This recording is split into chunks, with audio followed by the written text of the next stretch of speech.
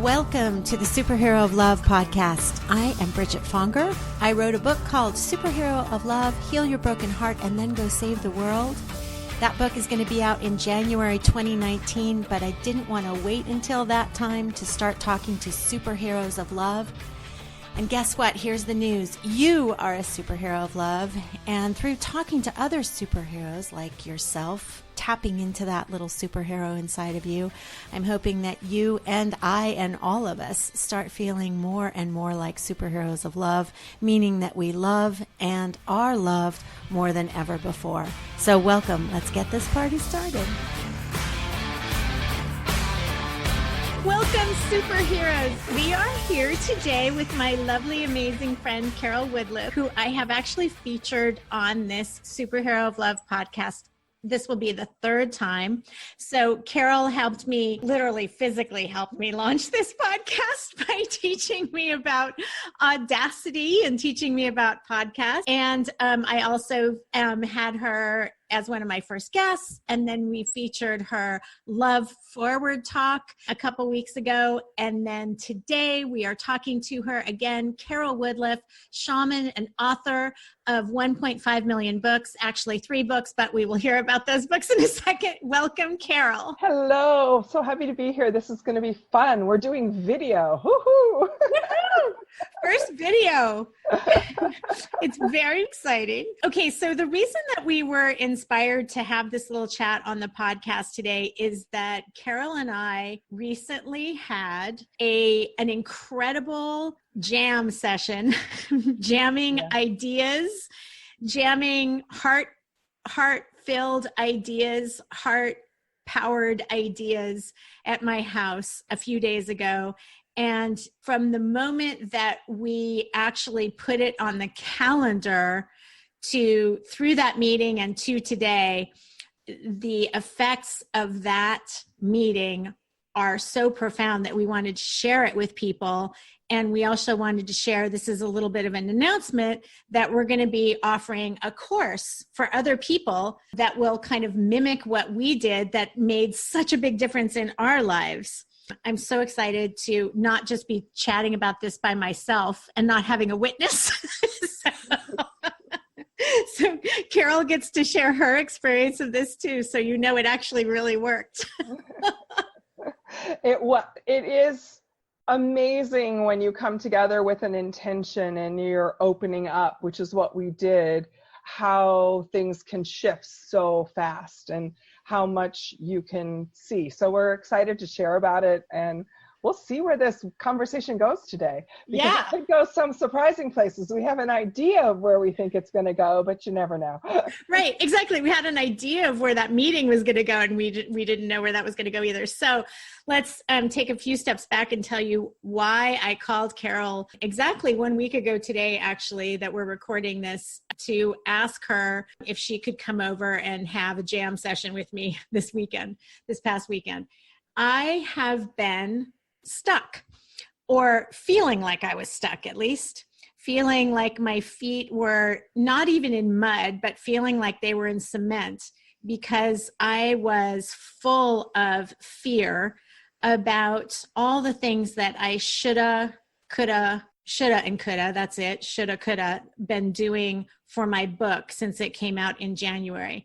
So my book came out January 1st, and I hit the ground running, and I was really active, writing articles like every day and having as many events as I could and talking to people about it and spreading the word, being on social media a lot. And then I had a couple of life circumstances pop up. One was I had to kind of halt my life in a way and focus on creating an Airbnb suite in my house, which has been something that I've been working on for 2 years, actually, to come to fruition. And all of a sudden it was like, now is the time. This has to happen now, immediately, go. And it was an intense several weeks of doing that. And then I immediately, from the moment it was done, the very next day, I went on tour with my teacher, Master John Douglas. So I've been crisscrossing the United States since that moment. So that means that there were several weeks I was continuing with the podcast. I was writing as much as I could, but there were a lot of shoulds going on in my life. And I was comparing myself with people. I had a lot of negative conversations going on in my head. And Carol's face kept popping into my brain. Like, because I knew that I needed support on this. I knew that I needed to buddy up with somebody to create some more powerful conversations. So take those negative conversations and create some possibilities out of them. And so Carol's face kept popping up, and I was like, oh, I don't want to burden her with this. I don't know if she's in the same place as I am. And then something just said, call her and see if it would benefit her too. Because I wanted it to be a win-win for both of us. And then Carol said yes. And now let's let you tell them where you were when you received my call. Well, I had totally backed off from everything that I was doing because I felt like my life had gotten far too busy. I had far too many plates spinning. And I didn't feel like I was making progress on anything because I was hopping from one thing to another. I do healing work. I'm a writer. I was coaching other writers and editing other writers' books. I was doing marketing writing for a company. I was all over the board, and I was literally exhausted, not just figuratively exhausted. I really needed some time off. And I hadn't given any energy to another part of myself, which is the performer, the speaker. Bridget and I both have in common that in our past we have acting and theater backgrounds, and part of me was calling that forward to come into my life in some way, shape, or form. And I had been thinking about a one-woman show, and then when we did the Love Forward talk, I was like, Carol, you cranked out that Love Forward talk in like 3 weeks, and I'm really proud of how that turned out. Yeah, so let me interrupt and just say, if you haven't seen Carol's Love Forward talk, hit pause, go see it right now. It's on the Superhero of Love YouTube channel, and it is extraordinary. And not only did you write it in a 3-week period, but you memorized it and created a performance out of it, which is just, is breathtaking. Yes, bravo. So I was like, so whatever this performance piece, this one-woman show, this thing that's trying to come through me, I want to give that space. So I had all this stuff, and I just sort of stopped for a while and just worked my day job. And then I pulled in starting to do a theater performance workshop. And one of the things that has always been kind of in my mind is I always felt like I was a person who I had parts. I had the theater part, I had the writing part, I had that. And I was like, this is exhausting to keep all the parts in parts. So I wanted to come up with a way to have it be integrated and not be Carol being the plate spinner in the circus. So, and that I was really working from passion and what lit me up rather than a whole bunch of shoulds and a whole bunch of have tos. And wouldn't it be a good idea if? And I was like, you know what? It doesn't even matter if I solve the issue, but if I start playing in that realm of the higher vision and where I would like to co-create with spirit, as opposed to where I have to muscle and work so hard with everything. Because I love Bridget so much and I know her mindset. We have different training and different background on things, but the mindset when we work together and when we talk to each other, it's similar, that we can brainstorm and we can work with each other because we have some basic premises in common, like wanting to come from love and wanting to create something that's good for us, but that's good for the greater world. So I was excited just to come, and I didn't really have big expectations. I was just like, yeah, it's time. I pulled way back. I sat back for a while, and now it's time to start thinking from a bigger picture, more connected, more spirit-based picture about what I'm going to create, not about out of that anxiety or that I've got to get something done. More from that more grounded, this is what I hope to bring to the world. So that's why I showed up. Yeah. I loved how you said that we have similar things in common, and we have some basic premises that we both jump from. And one of them is that we both, even though I said I was stymied by my negativity, we both want to not make the negativity wrong, but dive into it and see what's there for us to get out of this to create some movement and positivity. So it's like I never feel when I'm working with you, and I hope you don't either, never feel shamed or made wrong, or it's like, yeah, this is like we're having a human experience. And like, how can we transcend the humanity of this and get to a higher place together? I always feel like that's where you take me.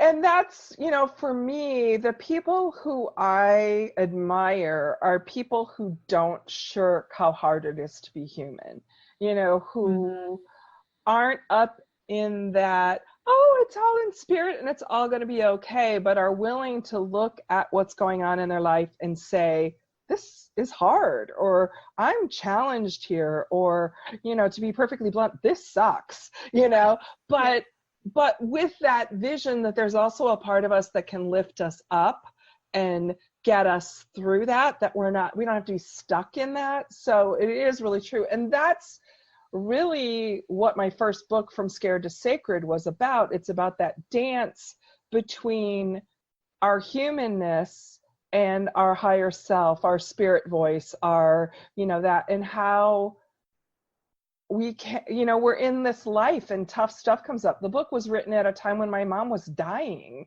This is not a, light subject, and it was my relationship and healing that relationship with a mom who was a good mom, who was a human being, and, with her wounds and her trauma from her life, did things or said things that in my life I interpreted in a certain way. Not saying she meant it in that way, but there were wounds and traumas from that is part of the thing. Just to hook back to the Love Forward talk, which is what I talk exactly. about. I was just going to say, that's what this is. The Love Forward talk is about. Beautiful. It's about that healing of generational trauma, which in the work I do with clients and the work that I've done for myself, I have found that to be a really powerful thing, because it isn't just what you've experienced, what I've experienced personally.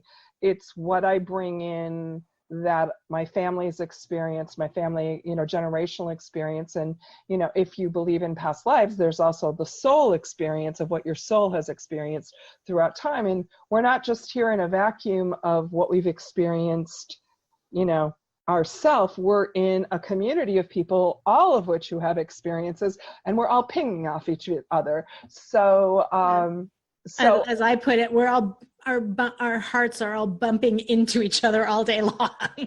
So to talk with someone who gets that and isn't trying to avoid that, to me, I think is one of the key things that can help us on our hardest days, because we want to be heard when it's hard. And one of the things that Bridget does really well for me is I can call her and she can call me and be like, okay, I'm really struggling here because either I'm being hard on myself or something happened in my life that is just, right now is tough. And what do I do? And to have someone say, maybe you don't have to do that right now.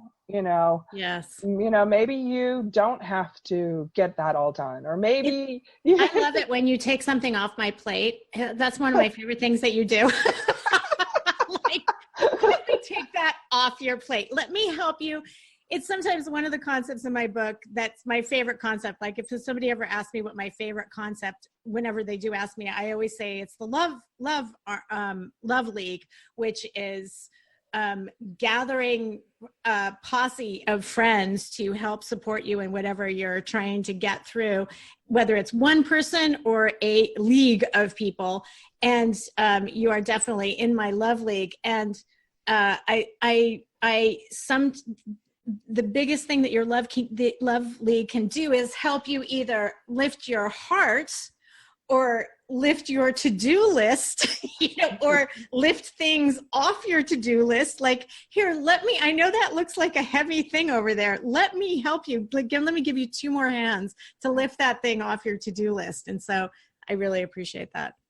Yeah. So, and we kind of, in the conversation we had on Saturday, we did a lot of that, like we're just organically, some of those concepts, like we talked about shame, where like when we think we should have been doing things, and we think, and I think both of us have this sense, and I know a lot of the people I work with have this sense that they came here with not a little mission, but a big mission, that they have a lot of gifts that were gifted with, and that they feel like they want to go out and use those gifts in a way that betters the world. But we'll put such expectations on ourselves of what that looks like or how fast that has to happen, that we can actually exhaust ourselves. And then when we can't get it all done, then we feel shame that we're not good enough, or we didn't do enough, or all of that sort of stuff. So to be able to get that and name that, and name those things that are kind of going on underneath, and say, you know what? And a lot of times it comes with tears, because it's like, oh my God, I feel so, I just can't, I just can't do this. So it's really powerful when we can have a friend, a group, somewhere where we can own those pieces and those themes that can really stop us from living life fully, because it isn't about a to-do list as much as it is about how we're going to be as we do the things we want to do. And if our to-do list is making us crazy and making us unhappy and ashamed and not feeling good enough, then we're trying to create out of that energy. And as I think I said in our thing, you can't create out of scared. I was just going to interrupt you and say that was my favorite quote of the day. You can't create out of scared. And again, the title of her book is From Scared to Sacred. So yeah, talk about that. I love that. Well, I mean, the thing is when we're in fear, everything constricts, or when we're in shame, or when we're thinking we're not good enough, or whatever, however you label that scared. I call all of those scared. I'm not going to measure up, scared, or I'm not up to this challenge, scared. Or I got to make some money this week, scared. Right. For entrepreneurs, that's a big one. I got to get some cash, and the rent's due, or the mortgage is due, and I got to get some cash. And when you're trying to create and attract out of that energy of scared, it's so constricted. It's almost like the universe and everyone senses it. Right. So, and what you're trying to do doesn't flow. I've, in previous points of my life, tried to create courses, which were great courses, but I was in fear. And, I get 2 people to sign up for a course that, could have had, 30, 100 people in it, but, it wasn't worth running for 2 people. Right. Because it was an event class, not an online class. It was somewhere where there was going to be, right. Costs to rent, commitments. And it was like, no, I can't do this. So that idea of creating out of vision or love or service versus fear and scared doesn't work too well, really well for a creation motive. And it might work short term, but it puts you on that hamster wheel that puts you into exhaustion rather than flow. Yeah. The other thing that it doesn't do is it doesn't allow the divine in. And we talked a lot about that on Saturday too. So just to give a little bit of a recap, first we started that day by looking at all of our negative conversations and what was stopping us. And then we turned, after we had kind of fleshed through things, and we'll help people flesh through things when we do our course, but after we fleshed through these negative conversations, some of them going back to childhood and those shadow selves that were screaming in our ear rather than than the positive divine messages that we would love to be hearing. Then we moved into talking about what lights us up. And in that conversation and about talking about what lights us up and what our natural gifts are, which means that when we feel like we're in the flow of life and we are connected to the divine, what does that look like? What's the natural light that emanates from us? Not we're not cranking the light. It's just this natural light that emanates from us. And we all have those gifts that naturally light us up. And, but that tapping into the divine, and I was thinking about it afterwards, I literally felt like I had a jet pack put on my back as soon as I called you.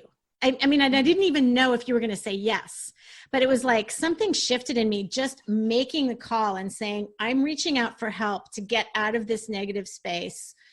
And something shifted in me and I felt like I got energized. And then all these really amazing ideas, and we can talk more about that in a second, but I really felt like I had stepped into that place of divinity also, right? Like I had been, like, it's almost like the angels had been saying all along, will you please call Carol? Will you please call someone to get some support? Will you please go out and get some support? You don't have to do this all alone. Because that's one of my shadows says that I have to do everything alone. And there's nobody to help me lift that thing off my to-do list. So I felt like a jet pack was on my back. And in that jet pack it's just, to me, in my mind's eye, it's just this glowing golden light of divinity, right? And now I've got it on my back and it's empowering me every day. And it's so interesting because often I find for myself, and I know for clients of mine, when you set an intention, whether it's like you're gonna have a healing session, or you're going to set a coaching session with someone because you need help, or this meeting that you have, just setting the intention starts the energy and the synchronicities and all of that going.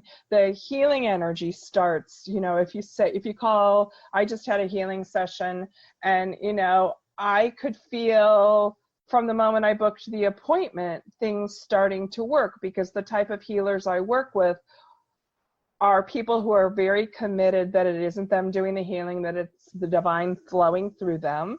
Right. I don't like to work with healers who are, think they're the healer, right. Because, that gets kind of, first of all, I don't want to take their energy. If they're using their own energy, then that's not a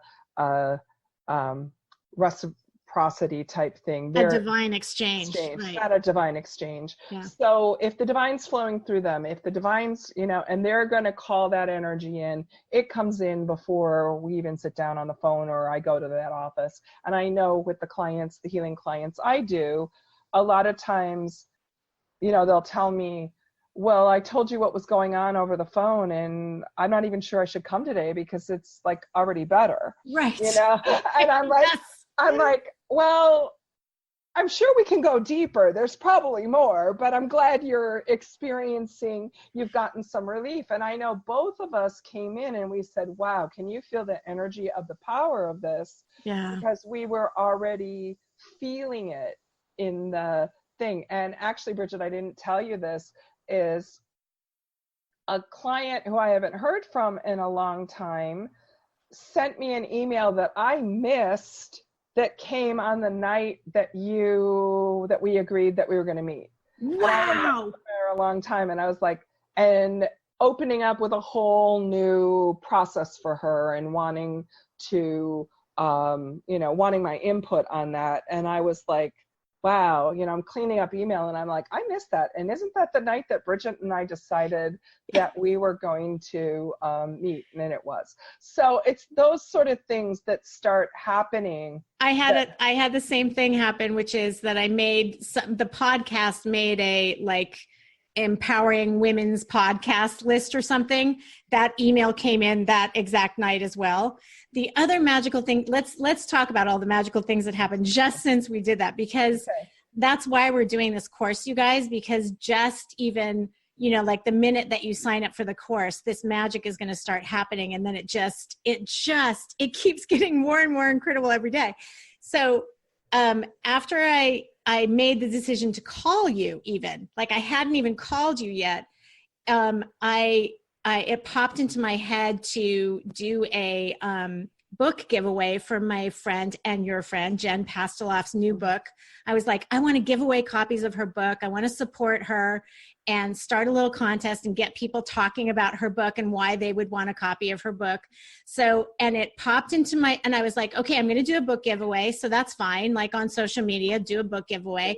But all of a sudden it popped into my head, what would be way, way more powerful than that is to share the audio from her Love Forward talk and pair it with that, which is so much more powerful, because for the people that haven't heard of her, they get to hear her and then they get even more interested in the book. So that idea, that jetpack on my back, come on, that is really divine. I mean, and some people that are listening are going to say, well, I'm not smart. And I would have thought of that too, but I didn't. And I know that was divine intervention.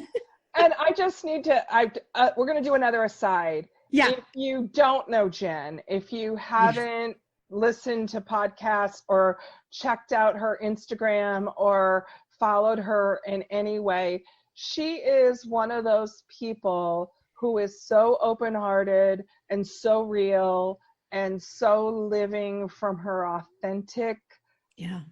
Some days I don't feel good and I don't feel like I'm a good mom, and other days I have these amazing things happen, but she also really sees other people. Yes. And sees the pain and listens, as she says, listens fiercely, which is in the subtitle of her book. Yeah. Listens better than anybody I've ever met, I think. Just, she's completely listening with every cell of her body. And, supports women who've had awful tragedies and losing children. And, it's just like she's so heart-centered in how she looks at the world, but she's also like, one of her taglines is "Don't be an asshole." So, anybody who thinks that spirituality or living from your heart means you're going to be soft and not fierce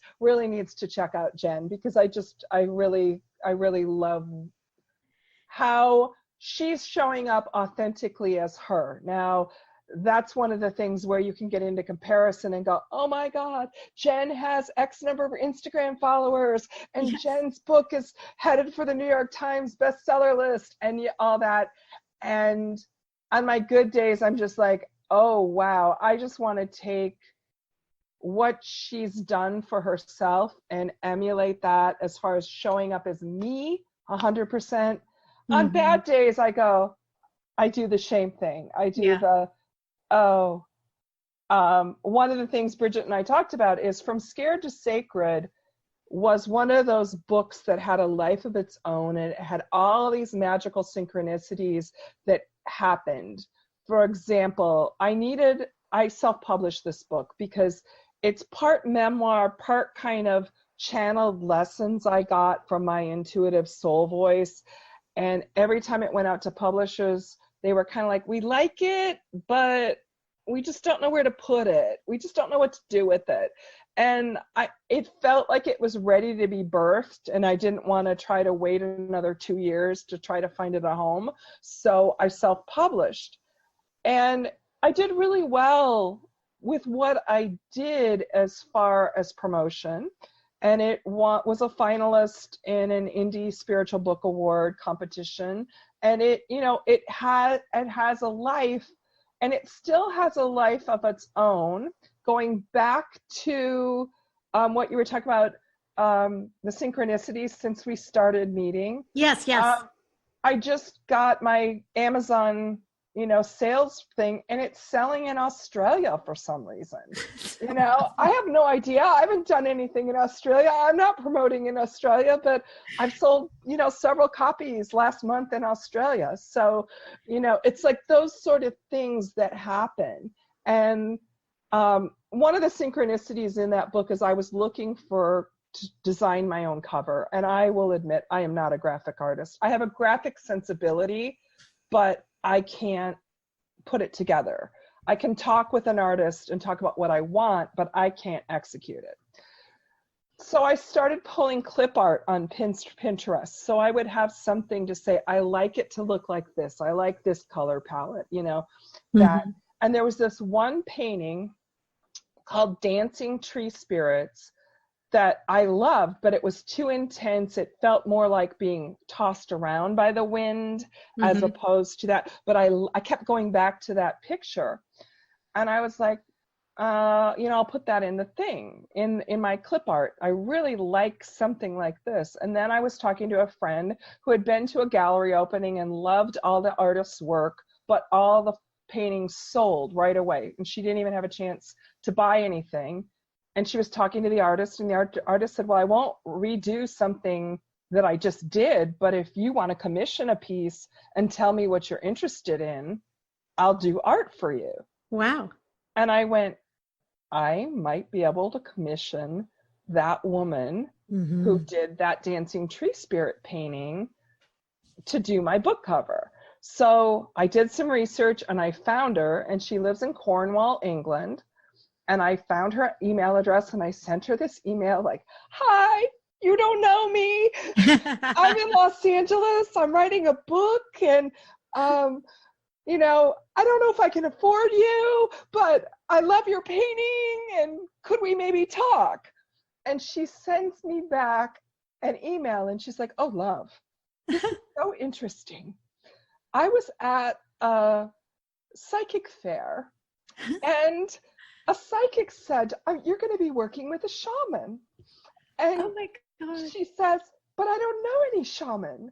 And then my email comes in asking it, and it says shaman, author, coach. That's great. So, and great. Annie did an amazing, Annie Roberts is the woman who did the cover. And it's a beautiful cover. It's a beautiful cover. And, you know, that connection was so easy. You're reminding me of something, that Pinterest is such a great place to set intention. Like that's busting a move that is setting an intention, right? Right. So I wrote this book, yeah, and from scared to sacred. And then I got to the edge of my comfort zone. And there were so many more things I could have done with that book. And I would get intuitive hits about what I could do with that book. And I just got scared, and I rolled it all back in. Right. And I was like, you know, and then, you know, the book sales kind of stopped, and, you know, and I went back to a day job, and, you know, I kind of hid in a cave of, it's scary based on those shadow pieces of, you know, that we were talking about and that we talked about. It's scary to be out there. It's, you know, owning, you know, our light, as Marianne Williamson would say, you know, scares us. And you know, we talked about lanterns and how we're going to hold our light and what we're going to bring out talking. There. Let's talk about the lanterns for a second. This will be part of the class too. Is just the listing. I had this image of lanterns hanging from an umbrella. So you have this aerial view, this huge umbrella that is your life. And there are these beautiful colored, in my mind, lanterns that are hanging from this beautiful aerial view umbrella of your life, and they each hold those things that light you up, and the things that light you up then light up your world. So we talked about what our lanterns are in our life, and just in tapping into them. So like you were just talking about how you rolled back in the fear, you rolled back, and now you're rolling back out. And I think that that's like so normal to have to, like, it's like almost like rolling up the red carpet. Like, okay, I'm not ready to be out on that. And then, okay, let's roll it back out. And a lot of times there's just no shame in asking for support in rolling that red carpet back out. Because also, like, especially when you have some momentum and you feel like, oh no, I had that momentum, I should be able to just go in reverse, tap back into that momentum, and or people just assume because I had that momentum, all is well. So it'll be weird for me to ask them, or whatever conversations you have about asking for help. But it's asking for help is going to help you relight those lanterns, dust off the dust on them, and make sure that the light bulbs are burning bright. So, well, let's talk about some other magical things, speaking of lanterns and lighting up our world. So I'm going to go back to the book giveaway that I did. So the next magical thing that happened from that, which happened from saying I was going to call you, was the next day, my friend Patty, who is an amazing designer, who I've also interviewed on this podcast, Patty Poglia from Waxing Poetic. And you can look for the podcast with her. She's incredible. She responded to my post about the book giveaway, and she said, oh, I'm going to order Jen's book for my store. She has a store in Santa Barbara called Shopkeepers. And she said, oh, I'm going to order more copies of your book, Bridget, and copies of Jen's book. And I was like, bing, bing, bing, bing, bing. We should do an event together there. And so we're going to be doing an event July 28th at Shopkeepers in Santa Barbara between 2 and 4. So if you're in the Santa Barbara area, come down and see Jen Pasteloff and me. That's an incredibly magical thing that happened out of just this one little spark. And then one spark led a little fire, and a bigger fire, and a bigger fire, and more sparks. And so all this magical stuff, and everybody involved is completely excited about this. So it's like we all lit up, and everybody's in there, hanging those lanterns high in their own expression, in their own way that they're doing that.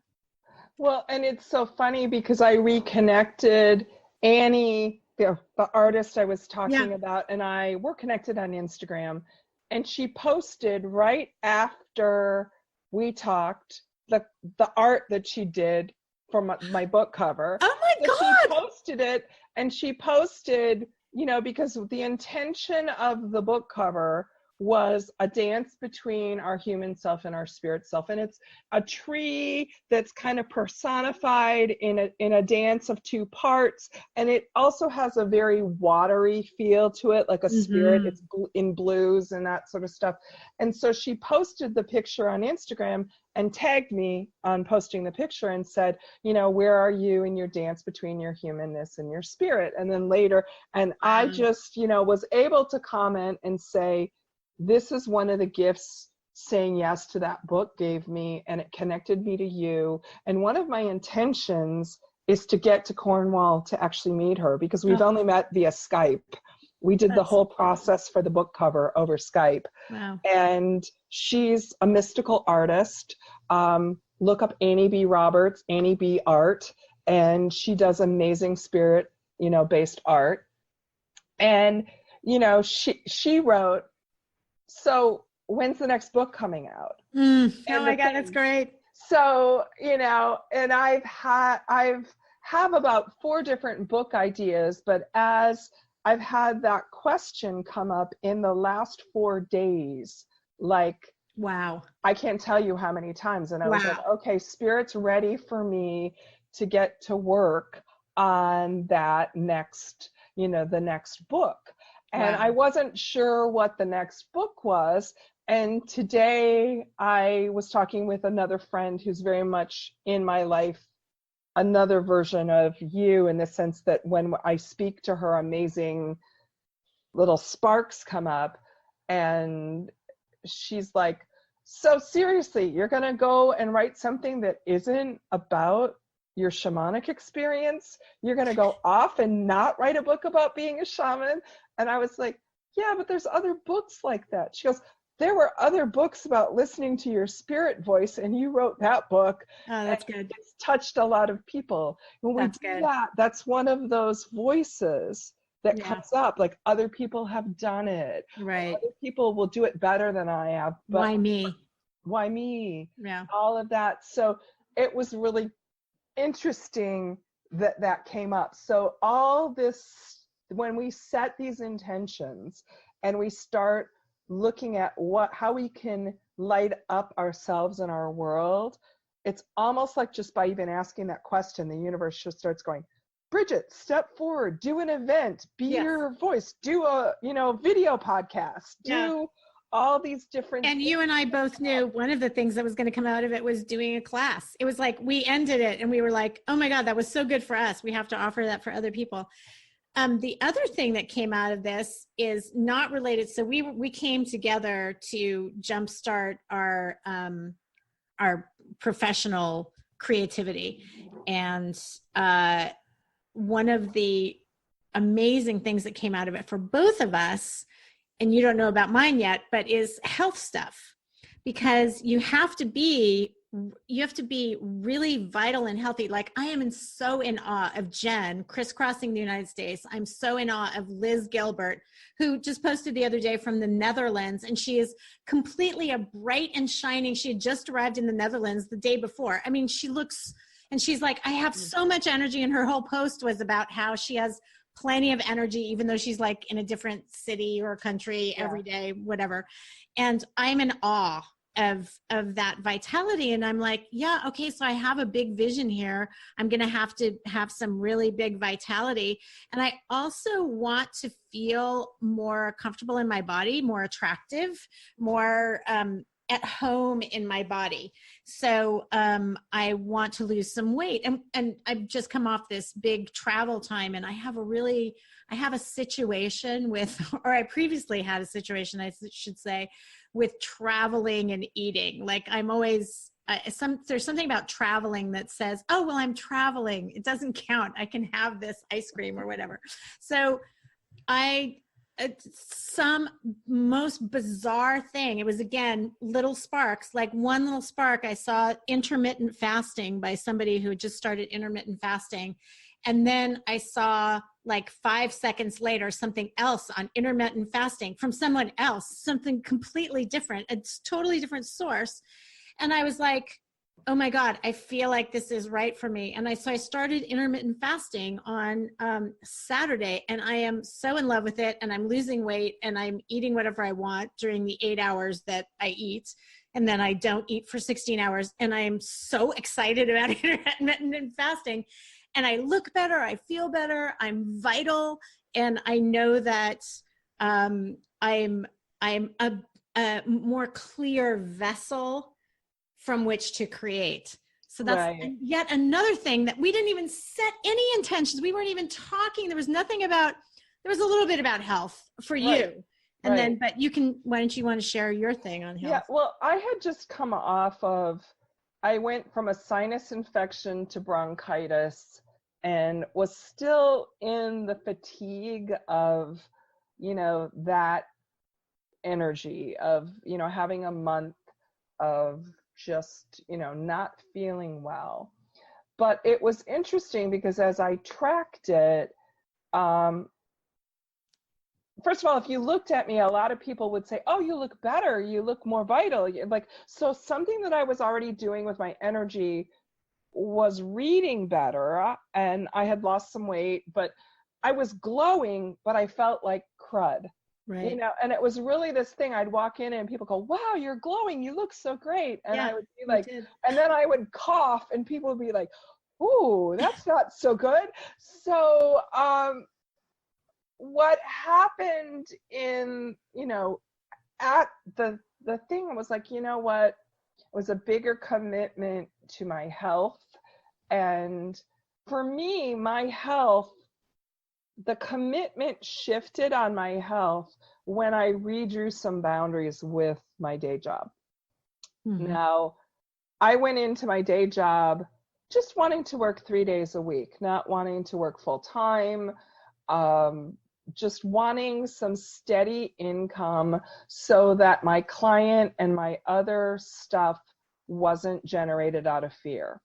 So that I knew I had the basic nut covered, and that if a client rescheduled, I wasn't going, that I could just be in that space. Well, there's a saying that I used to say when I worked in a law firm, is that competence sometimes will not be rewarded, it will be punished. Meaning, right. if you're competent, Yeah. people will look to you and just keep handing you more and more work. And that happened in my day job. Also because I like taking care of people and I like helping people. And in the process of my day job, one of my coworkers' mother was dying, was sick. And I had been through that a couple years before with my mom. So I wanted to work a little bit extra so it was easier for her to come and go as she needed to for her mom. And then my boss got cancer and I stepped up. And all of a sudden I was working 60, 70 hours a week. And I didn't want, that wasn't what I wanted. And the people pleaser part of me, it took a lot. I had to exhaust myself before I could say no. And I said no a couple times, but it was like, no, it wasn't a firm like, no, this isn't what I agreed to. You're going to have to find something else.